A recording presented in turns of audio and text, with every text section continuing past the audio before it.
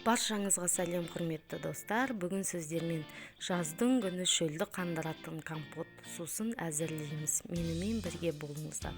Ол үшін бізге шие, апельсин, алмұрт қажет болады. Үйде қандай жемістер бар, солармен де жазсаңыздар болады.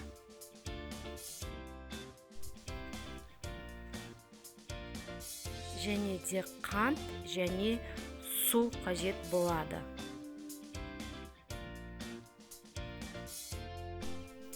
Ең алдымен отқа суымызды қойып қайнатып аламыз. Онан соң 2 стакан қантымызды салып, сироп қайнатамыз.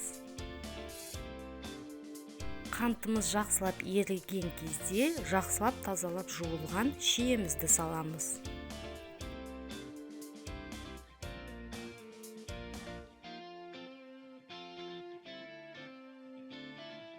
Шиеміздің бәрін салып, компотымызды қайната береміз. Баяу отта қайнатсаңыздар да болады.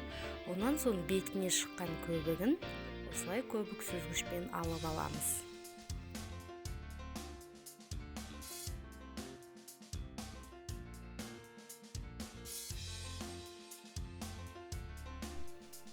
Енді осы қайнап тұрған шиеміздің үстіне апельсинімізді салсақ болады.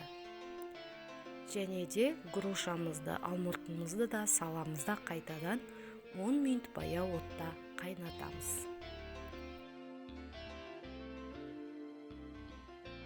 Мінекей, біздің де сусынымыз дайын болды. Түсі өте ерекше болып шықты.